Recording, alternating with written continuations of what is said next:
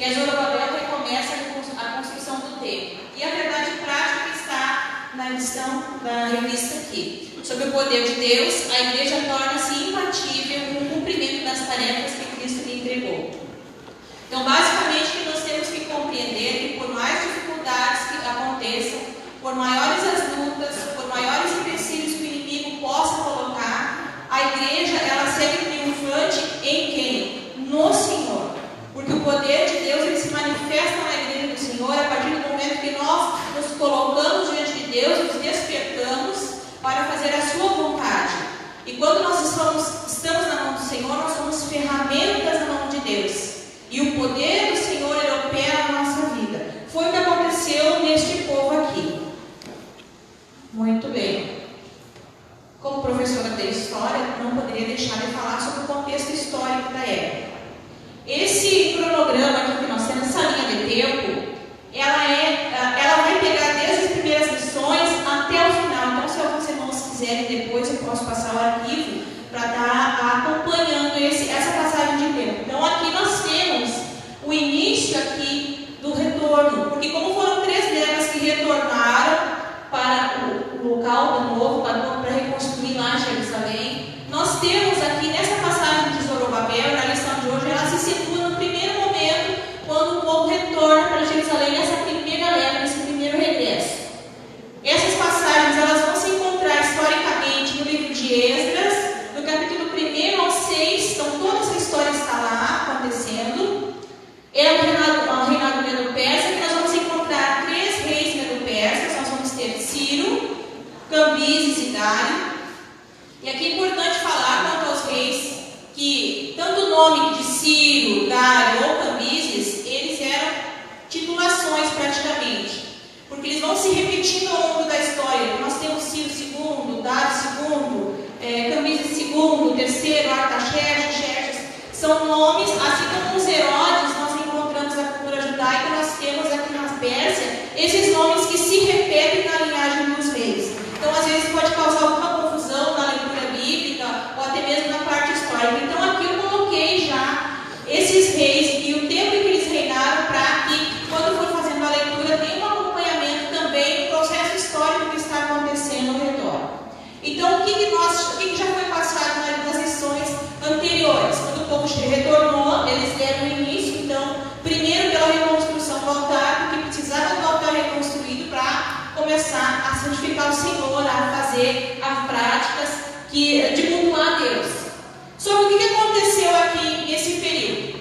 Nós temos, então, a ação dos samaritanos, a ação dos inimigos, o povo de Deus, que primeiro eles vão se colocar na tentativa de se infiltrar para tentar auxiliar, se colocar para querer ajudar na construção do templo. E, como não foi dada essa oportunidade para eles, eles então vão enviar cartas ao rei da Pérsia falando que o povo de Israel está construindo uma grande fortificação. E aí é ordenado que se pare essa construção. E o povo então ele vai se entristecer, ele vai, nesse tempo ele vai parar de haver essa construção. E essa construção ela vai estar parada durante 15 anos, que é esse período que nós vamos falar aqui na lição de hoje especificamente. Então, na continuidade que nós temos nesse tempo, quem se levanta aqui? Deus levanta 2 profetas para que o povo se despertasse, para que o povo se animasse e retornasse a fazer aquilo que o Senhor lhe havia ordenado, que é Ageu e Zacarias, que é o que nós vamos trabalhar. Rapidamente, eu vou continuar falando desse processo histórico aqui. Então, nós temos na continuidade do tempo, entre 483 a.C. e 473 a.C., nós temos aqui um período que acontece a história de Esther, o livro de Esther, nesse meio tempo, com o rei Assuero ou Xerxes, aí a história de Esther, o livramento do povo, e em sequência, na segunda leva que volta novamente de regresso para a pátria, nós temos ali Esdras.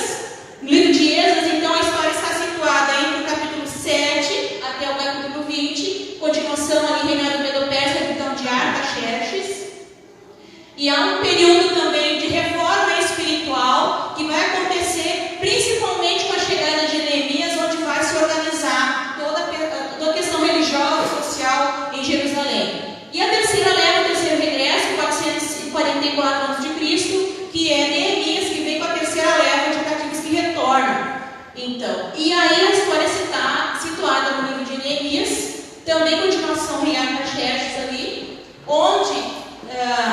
até esse período aqui nós temos que pensar em processos que vão acontecendo. Primeiro nós temos a reconstrução do altar e se lança os fundamentos da reconstrução do templo. Se lança os fundamentos da reconstrução, depois há uma parada de 15 anos, retorna novamente o povo para reconstruir o templo. Depois de reconstruir, nós temos novamente um período onde a cidade está lá, as portas queimadas, está as cinzas, está tudo atirado lá, até que Deus levanta novamente Neemias, e que ele, quando ele vem, ele vai reconstruir os muros de Jerusalém. E aí algo mais maravilhoso que eu acho, que todo o tempo que o muro teve caído, eu não estou entrando na lição dos irmãos seguintes, mas só para colocar isso aí, em 52 dias se reconstrói os muros. Então, irmãos, que é para mostrar que a diferença é quando o povo teve parado 15 anos, e em 52 dias se reconstruiu os muros de Jerusalém, porque quando Deus levanta alguém despertado para fazer a obra, enquanto essa pessoa se coloca nas mãos de Deus, vocês vão encontrar em todo o livro de Neemias uma coisa constante: oração. E este homem se colocou na mão de Deus de tal maneira que não teve atrapalho do inimigo, não teve mentira de Satanás, não teve profecia falsa, não teve ataque, não teve tudo que foi se levantado contra ele, ele foi vencedor, porque ele sabia que ele estava fazendo uma grande obra e ele não podia parar. E em 52 dias ele terminou. Então isso que é importante, irmãos, comparado com o desânimo do povo, que é o que nós vamos tratar na lição de hoje, que esteve 15 anos sem continuar aquilo que eles tinham iniciado, que era o lançamento ali do fundamento do templo. Eles pararam e em 52 dias Neemias reconstruiu os muros da cidade. Por quê? Porque quando a gente lança a mão no arado, nós não podemos olhar para trás. E aqui então o que acontece nesse período? Em período de Esdras e Neemias vai acontecer então, de fato, um período de avivamento da nação. Por quê? Porque aqui o povo vai, pelo intermédio da palavra profética, que Deus está levantando os profetas, Ageu, Zacarias, o povo vai se levantar, o povo vai se arrepender, vai haver um período também de confissão dos pecados, vai haver um período onde o povo vai orar, vai se voltar ao Senhor, vai tomar posição. E aqui nós podemos dizer que aconteceu um avivamento, porque avivamento não é só a manifestação do Espírito é consequência. Avivamento não é quando você chora, avivamento é quando você muda. E aqui o povo tomou uma posição diante de Deus. Então o que estava acontecendo nesses 15 anos? Quando o povo reconstruiu o altar, quando o povo começou, depois lançaram os fundamentos do templo. E aí nós vimos na lição passada que enquanto os mais antigos choravam, lembrando da glória do templo antigo, que não era a mesma coisa, os novos choravam de alegria porque eles vão ter um tempo para adorar o Senhor. E os mais antigos acabaram acontecendo que desanimaram os mais jovens. Quando começaram a falar do tempo, como é que eles estavam. Então, aqui, após a reconstrução, o que aconteceu no altar? Foram lançados fundamentos para a reconstrução do templo.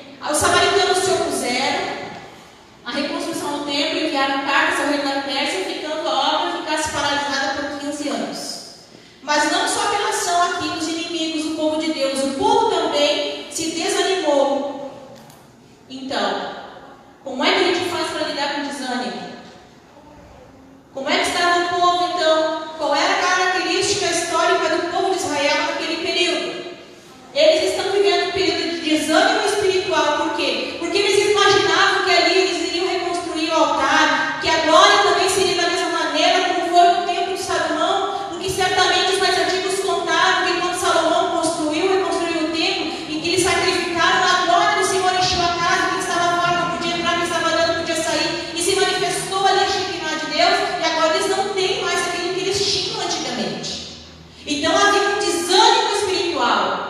E nós podemos comparar isso com a geração que nós vivemos, não sendo anacrônico, porque a história a gente não consegue reproduzi-la, mas colocando que a gente é muito saudosista dos nossos irmãos antigos. Eu gosto muito de relembrar a história dos nossos irmãos antigos. Quando eu vejo muitos irmãos, eu gosto de ouvir a história do que aconteceu, do poder de Deus sendo manifesto. E aí o que acontece com a geração atual? Muitas vezes nós não vemos o manifestar de Deus da maneira como os nossos irmãos mais antigos vieram, e a gente acaba por desanimar, porque acha que é normal isso acontecer, e nós vamos vivendo nossas vidas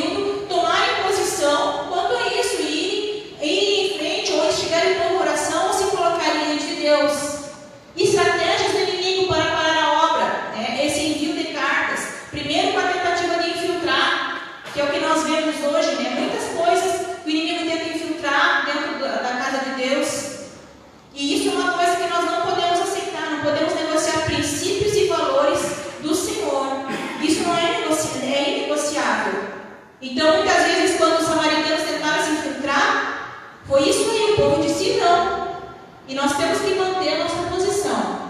Não buscaram a Deus a solução dos seus problemas. Então, eles foram viver as suas vidas, né, com a situação que eles estavam acontecendo.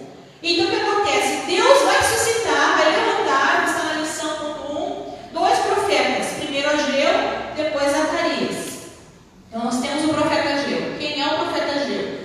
Ageu significa festivo, porque provavelmente ele deve ter nascido em um período de festas judaicas, alguma festividade. Então, o nome dele significado de Ageu é festivo. Ele foi levantado como profeta do Senhor a fim de profetizar o povo de maneira que eles fossem estimulados e se esforçassem para reconstruir o templo. Deus levanta ele num período não muito longo, ele não fica muito. É rápido o período que ele é levantado. Nós vamos ver lá no livro de Ageu, são somente 2 capítulos, vai ser uma palavra tremenda se você prestar atenção no texto. E o que ele vai dizer para o povo? Esse versículo aqui, de Ageu, capítulo 1, versículo 6, eu acho bastante impactante. Vocês podem acompanhar na palavra de Deus, que está ali na lição. Semeais muito e recolheis pouco, comeis, porém não vos fartais, bebeis, porém não vos saciais, vestivos, porém ninguém se aquece. E o que recebe salário, recebe um saco furado. O que o profeta Ageu está falando? O que o profeta Ageu está levantando para falar contra o povo aqui? Ele está levantando a nação. Deus está levantando esse profeta, e inclusive, uma das suas profecias, ele é levantado num dia de festa. Que o povo está se preocupando até com festa, mas não se preocupa com as primícias, que é entregar na casa de Deus aquilo que é o melhor. Então, Deus levanta esse profeta para falar o que está acontecendo ali naquele povo. Que o povo está desanimado, que o povo está vivendo a sua própria vida, está cuidando do seu próprio umbigo, vamos dizer assim. E esse povo está lá plantando as suas colheitas, e o que está acontecendo? Eles não estão colhendo o resultado que eles esperavam. Deus está dizendo assim: vocês plantam, mas eu mesmo assopro, que a semente vai embora. Que vocês plantam, vocês não se saciam, não conseguem colher. Aquilo que vocês devem, a sede não mata a sede de vocês, você aquece com a roupa, é até o salário que você recebe e mede um saco furado, porque vai embora. Nós temos que entender que o nosso Deus, que o conceito de prosperidade, ele está baseado no conceito de fidelidade a Deus. O povo, o que aconteceu? O povo, ao invés de continuar a construção, se entristeceu por uma estratégia de Satanás, mas foi cuidar das suas próprias vidas, foi cuidar dos seus problemas pessoais, foi cuidar da sua situação. Não que isso não seja importante, mas havia uma determinação primeiro de fazer a obra de Deus. E a Bíblia nos diz que nós temos que buscar primeiro o reino dos céus e a sua justiça. A justiça de Deus não é nossa, não é aquilo que a gente imagina. E as demais coisas serão acrescentadas. Então, o resultado da nossa vida de prosperidade, e prosperidade não é só dinheiro, prosperidade na vida, aquilo que o Senhor nos abençoa, é baseado na fidelidade a Deus. E esse povo não estava fiel a Deus, estava cuidando dos seus próprios interesses.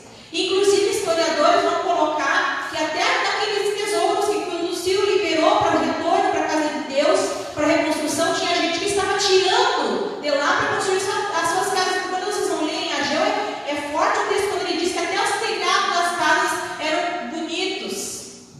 Por quê? Porque estavam fazendo aquilo, cuidando de interesses próprios e não estavam cuidando da casa de Deus. Então Deus levanta o profeta dizendo: vocês estão cuidando da vida de vocês deixaram a minha casa desse jeito. Enquanto a casa de vocês está bonita, a minha casa está lá daquela maneira. E ele vai levantar o povo, ele vai falar ao povo palavras duras, para que o povo volte novamente, se arrependa do que está fazendo. Porque é Deus que dá a colheita, é Deus que dá a vestimenta, é Deus que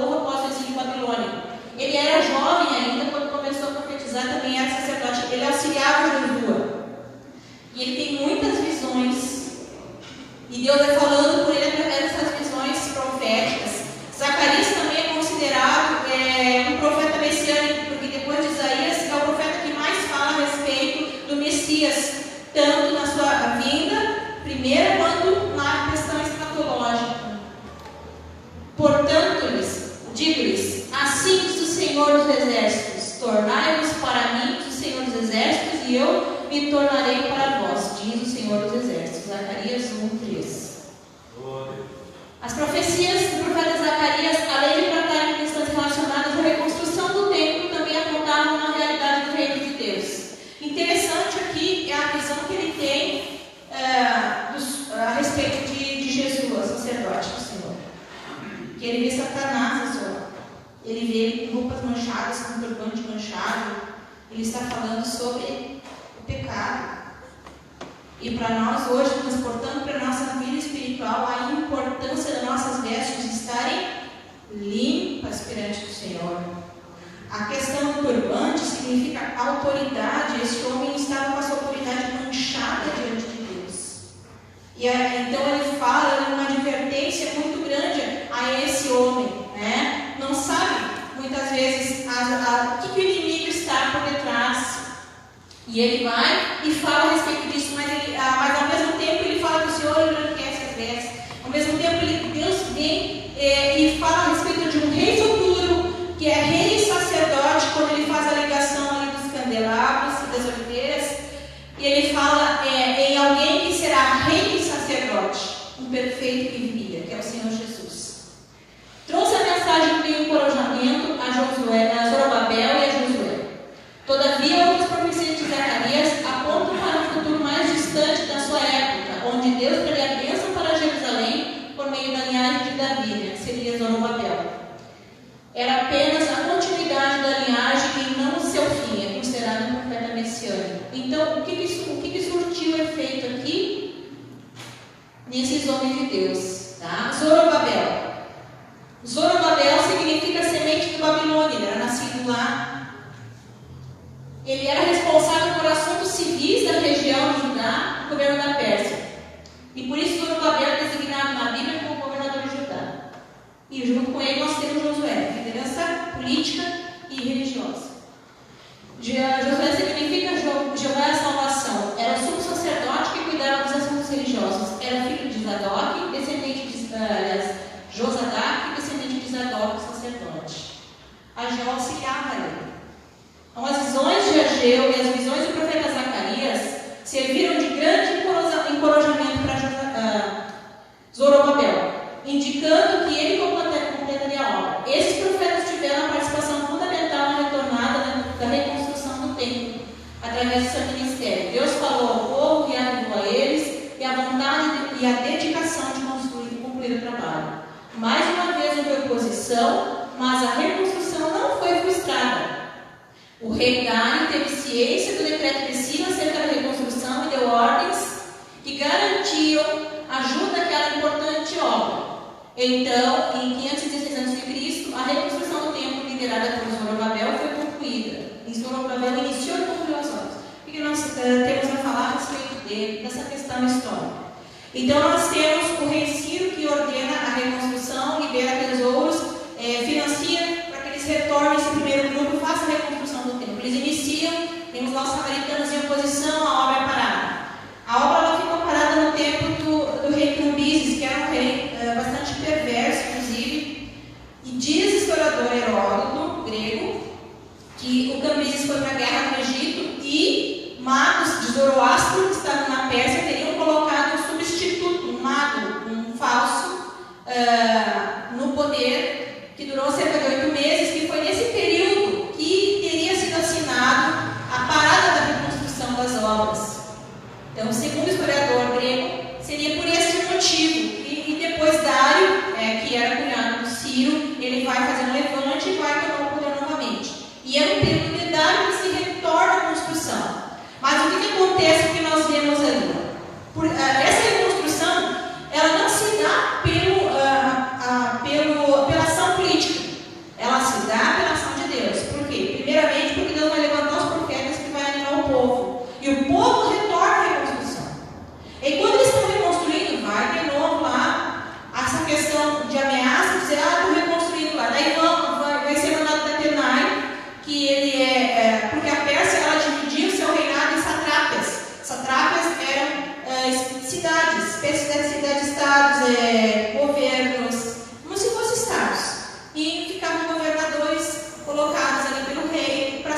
as estradas também, isso é característica da Pérsia mesmo, que eles faziam isso para saber o que estava acontecendo e a comunicação dos reinos acontecerem.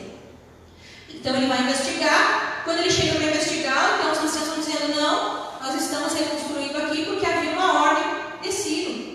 E aí ele retorna, vão para a Pérsia, e lá na Pérsia eles vão buscar essa documentação e vão encontrar a documentação de Ciro, onde havia ordem para a reconstrução do templo. Então, ali da parte política e liberada, eles continuam a reconstrução. Mais importante aqui, irmãos, que nós temos que entender que nada acontece sem a ação de Deus. Não foi pelo governo, não foi por força. Como disse aqui a profecia de Zorobabel, não é por força, mas pelo meu espírito. Não foi a força do braço que Zorobabel construiu, não era pela força dele, e não era pelas estratégias políticas da época, era pelo Espírito de Deus. Então é importante falar a respeito disso aí. Então, o que aconteceu, qual foi o resultado das profecias desses dois profetas, né? A mensagem dos profetas, o que elas vão trazer ao povo? Essas mensagens proféticas, elas servem para quê? Vai ser um período de exortação à fé, que o povo volte a crer no Senhor, que o povo volte a sacrificar o Senhor, que o povo volte a fazer aquilo que era importante, que era fazer primeiramente a casa do Senhor, reconstruir a casa de Deus, enquanto eles estavam com as casinhas bonitas, alguns, outros, a casa do Senhor estava lá, destruída da maneira que estava. É a mesma coisa que aquela questão de nós pensarmos a nossa vida particular, nossos interesses, e a obra do Senhor vai ficando de lado, as coisas de Deus vão ficando para depois. Isso é um cuidado que nós temos que tomar muito grande na nossa vida, para nós não nos perdermos nos dias como os dias de hoje. E não deixarmos de ficar os nossos olhos, condutor e consumador da nossa fé, para olhar para questões que estão ao nosso derredor. Porque se nós olhamos para o mundo, se olhamos para as situações, muitas vezes nós vamos desanimar, porque a situação do mundo é desanimadora. Nós vemos um mundo moral que está decaído cada vez mais, e que se nós vamos pensar no futuro para os nossos filhos, nós vamos desanimar. Mas nós não podemos olhar para o mundo, nós temos que olhar para Deus, nós temos que olhar para Cristo. Nós temos que entender que a obra que o Senhor nos chamou para fazer, Ele confiou a cada um de nós. O ânimo, o que vai trazer a mensagem desses homens, desses profetas? Ânimo para o povo, se animar, se despertar, fazer a vontade de Deus, olhar para a situação, mas olhar para Deus em primeiro lugar, fazer a vontade de Deus. Porque somente a partir do momento que eles fizeram a vontade de Deus, que eles puderam ter êxito no futuro das suas colheitas, da sua vida, porque é Deus é que dá o resultado.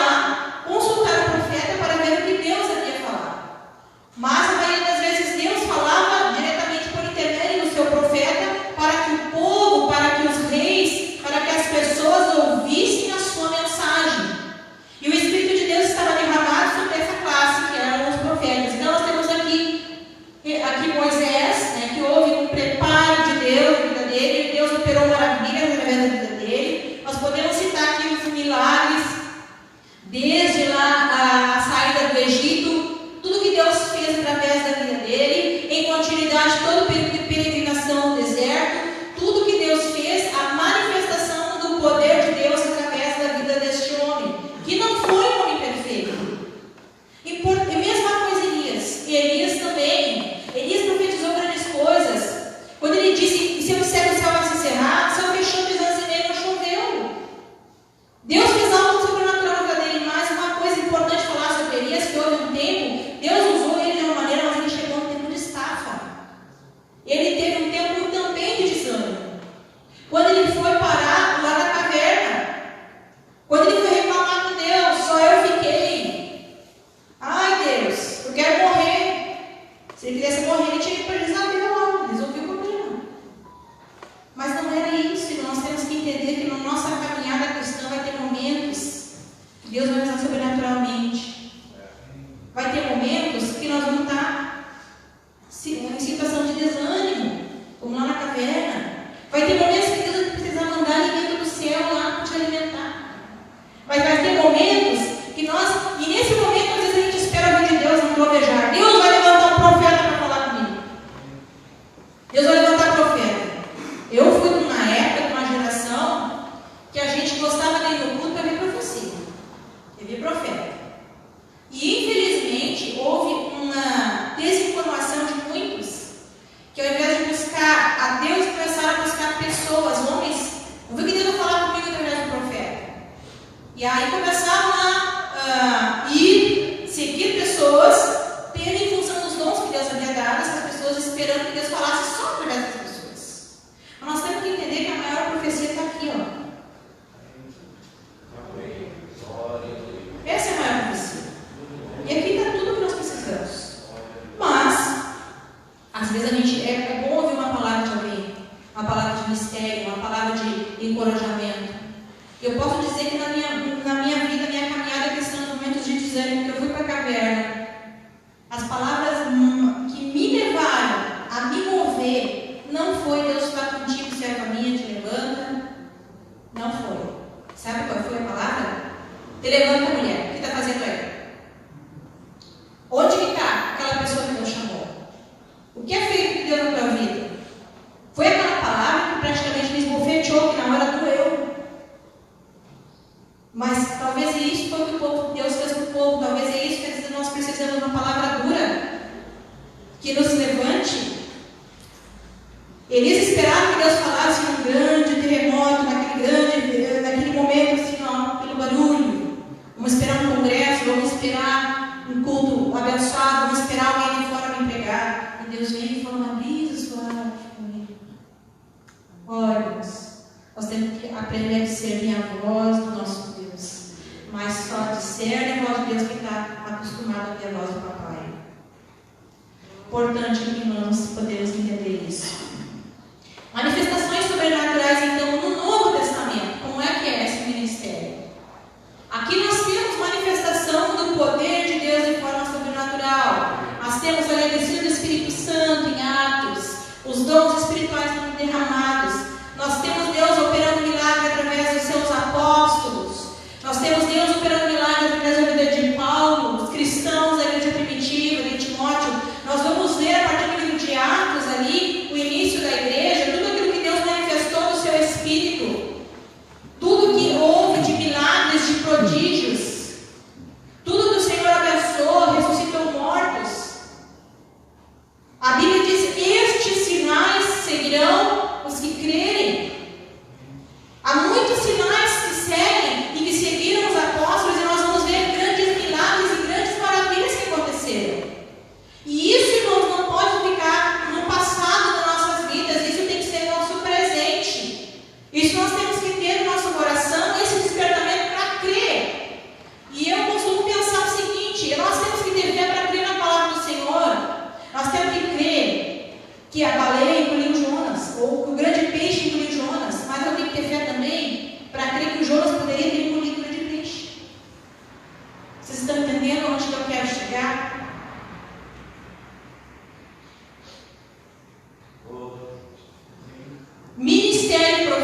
profeta à luz da Bíblia.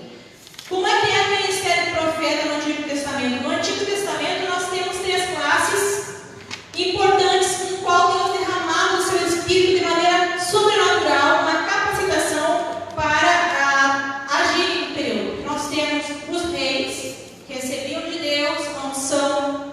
Nós temos os sacerdotes, que recebiam de Deus também. E os sacerdotes, eles faziam o caminho de levar a Deus, de levar ao Senhor os holocaustos pelos pecados do povo, pela nação. Toda aquela questão ritualística que havia no Antigo Testamento, os sacerdotes eram responsáveis e tinha uma capacitação, um derramamento do Espírito de Deus.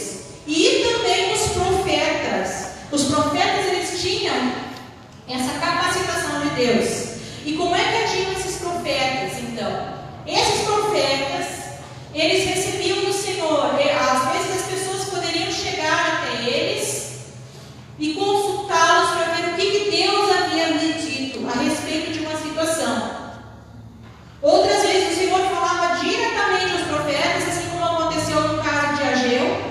Ageu não tem visão, Deus fala diretamente com ele, ele se levanta e profetiza até ao povo de Israel ali em Jerusalém. Zacarias, Deus já fala de maneira diferente, Deus dá as visões e ele profetiza. Então nós temos aqui os profetas, eles recebem da parte de Deus, Deus fala ali como profeta, e o profeta então vai transmitir ao povo. Nós temos aqui profetas que estão, que eles são nos traz, que foram homens que trouxeram a palavra de Deus ao povo. Nós temos o profeta Ezequiel. O profeta Ezequiel, ele foi profeta no cativeiro também, enquanto Daniel já estava mais no palácio do rei profetizando também, esse mesmo período, ele contemporâneo, ele vai estar mais na região rural profetizando. O profeta Ezequiel. Samuel também, que Deus levantou como profeta, ele profetizou num período onde o povo de Israel ali, eles havia decaído também com a classe sacerdotal. Nós temos ali os pecados de Eli, dos seus filhos, aquele período onde Deus levanta um menino que aprendeu bem com a sua mãe, porque ele mantém firme aquilo que ele aprendeu no seu coração e manifesta isso, ele não se contamina com aquilo de errado que está na casa de Eli, com os filhos de Eli, que os filhos dele estavam fazendo, não. Ele tem um princípio de Deus na sua vida, e Deus o chama ainda jovem para fazer um ministério, e ele teve um ministério muito grande, porque ele exerceu não só o ministério profético, ele também foi juiz do povo de Israel, e ele também foi sacerdote. Então Samuel teve um grande ministério muito importante aqui, ungindo reis e falando, profetizando a palavra de Deus. Aías, nós temos aqui um profeta que vai falar aquilo que está em segredo. Porque Jeroboão tem um filho que está doente, ele e a sua mulher se disfarçam, e essa mulher ela vai até o profeta Aías, que já estava avançada em idade, ele não enxergava direito, e essa mulher vem para perguntar-lhe o que aconteceria com o filho. Só que Deus, antes de tudo, já havia falado com o profeta Aías. Quando ela chega, o profeta Aías já diz: o que quer, mulher de Jeroboão? Por que está me disfarçando? Dura palavra tem de Deus para ti, que a criança não sobreviveria e que Deus pediria a conta de Jeroboão daquilo que ele fez. Então Deus usou esse profeta aqui. Moisés, também ele era consultado a respeito daquilo que, aos anciãos do povo, a respeito daquilo que Deus havia determinado a ser feito, e transmitia aquilo que Deus falava diretamente ao povo de Israel. Muito importante.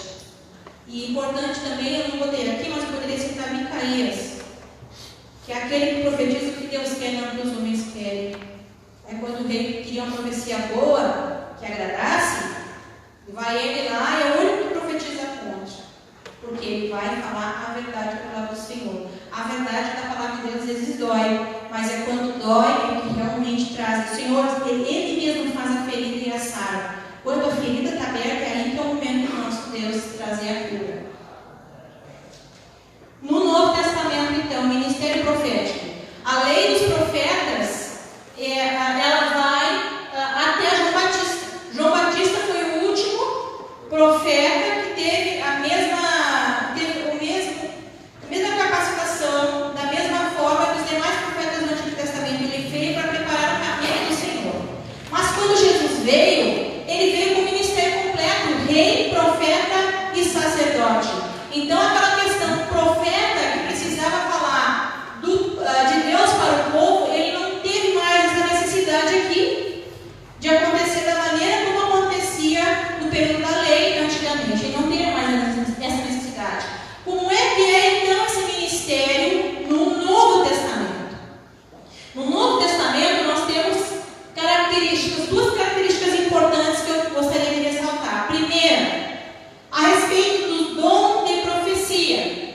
dom de profecia está lá no livro de 1 Coríntios, capítulo 12, versículo 10. Deus, o que é dom de profecia? O dom de profecia são dons, os dons em geral são dons, capacidades sobrenaturais que Deus derrama para a igreja de acordo com a necessidade da igreja e de forma ordenada, de forma organizada. Por isso que Paulo vai falar na igreja de Corinto, por quê? Porque estava acontecendo uma confusão lá na igreja, todos queriam profetizar e falar ao mesmo tempo. Paulo disse: não, peraí, vamos colocar a ordem na bagunça. Em outras palavras, é isso que ele está dizendo. Ele quer dizer que agora um profetiza, um interpreta, um fala, vamos fazer de maneira ordenada. Ele vai disciplinar a igreja, trazer a disciplina. Ele vai ensinar a igreja como é que deveria ocorrer esses dons. Então Deus dá o dom da profecia com objetivos. Nós temos no livro de Atos, capítulo 8, versículo 9, que Filipe tinha 4 filhas que profetizavam na igreja. Então esse dom se manifesta com qual objetivo? Qual é o objetivo principal do dom da profecia? Edificar, consolar e exortar. Está lá, exortar, consolar e edificar. Esses são o princípio fundamental da profecia, do dom da profecia. Não é algo para agradar o meu ego.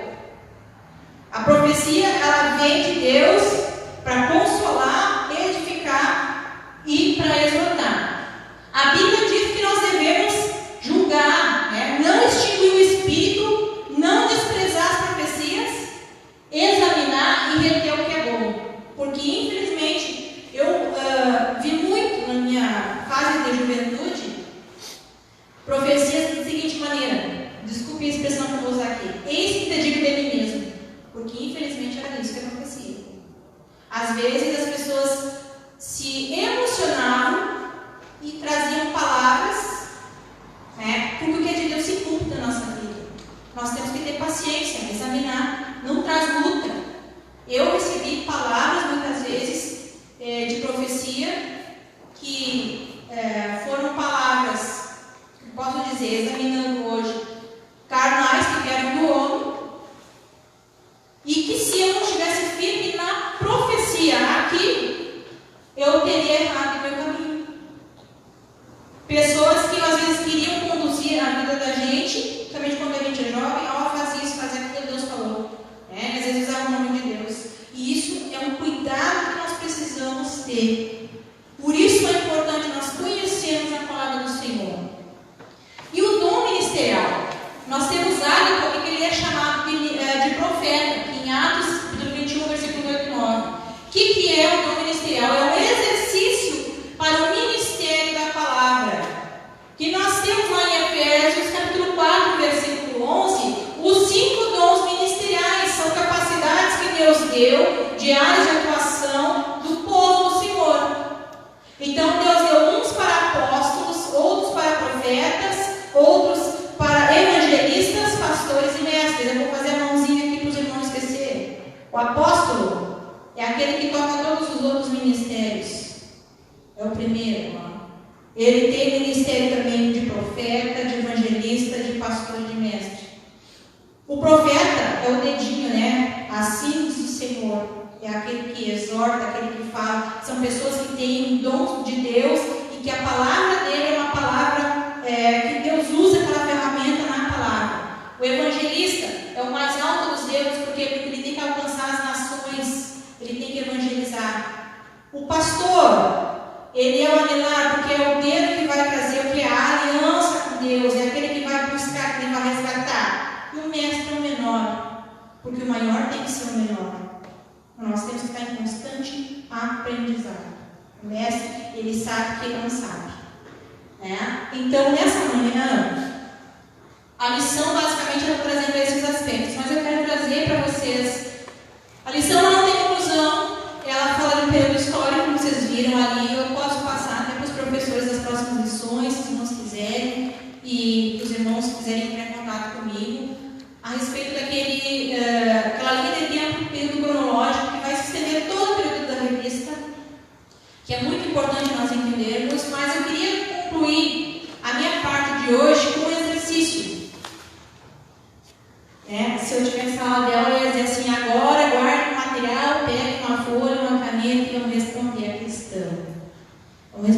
questão. Eu tenho apenas 64 aqui, a Nicole vai distribuindo, temos irmãos que conseguirem alcançar. Então marca a página, tá, irmãos? Vocês, é para ficar com vocês, tá? Vai fazer a seguinte questão. Não precisa me devolver, tá? Eu aqui vou ser só um instrumento. A resposta dessa questão, dessa avaliação, vocês vão fazer com Deus. Ele que é o professor. Eu sou só um instrumento aqui. Convite ao despertamento. Nós temos ali no livro de 1 Timóteo, capítulo 4, versículo 14, o seguinte: não desprezes o dom que há em ti, o qual te foi dado por profecia, com a imposição das mãos do presbitério. 1 Timóteo, capítulo 4, versículo 14. Por cujo motivo te lembro que despertes o dom de Deus que existe em ti pela imposição das minhas mãos. Porque Deus não nos deu espírito de temor, mas de fortaleza, de amor e de moderação. 2 Timóteo, capítulo 1, versículos 6 e 7. Eu quero ser de Deus aqui a palavra profética para a tua vida. Assim como Deus levantou o profeta Ageu e o profeta Zacarias para falar ao povo, para o povo se despertar, para o povo se animar, para o povo levantar, para o povo se dar prioridade para fazer a obra de Deus, para o povo voltar para o Senhor. Eu quero ser a palavra de Deus profética na tua vida nessa manhã. Amém. Eu quero usar esse ministério para falar a você nesta manhã. Despertas o dom que há em ti. Deus chamou a todos para esta obra, todos são chamados. Não há um mais plus melhor do que o outro.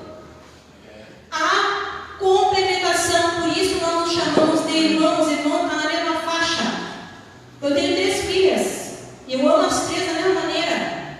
Quando nasceu a primeira, meu Deus, é um amor. Quando nasceu a segunda, eu pensei, meu Deus, será que eu vou amar de uma maneira? O amor multiplica, o amor é igual. Mas a terceira é a mesma coisa.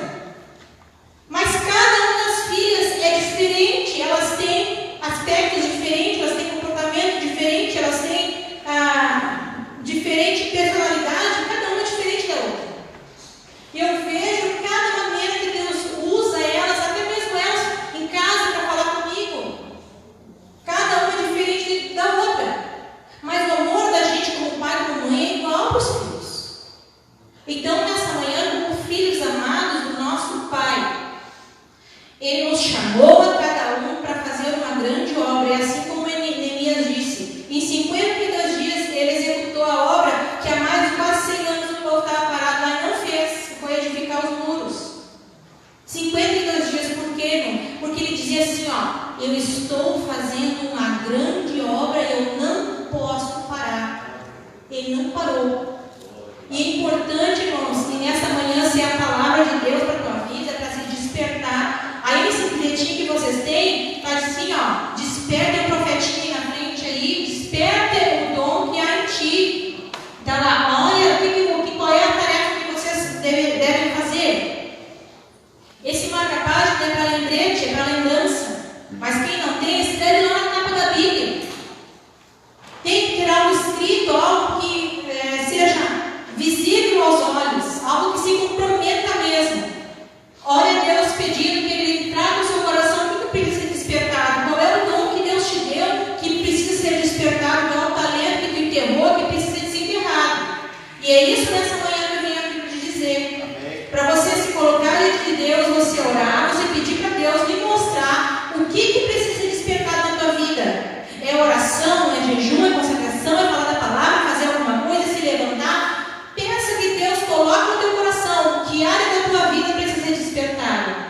Ali, ó, escreva o que Deus despertou em você. Está aí o marcador, por isso eu tenho um marcadorzinho para vocês, podem escrever atrás dele.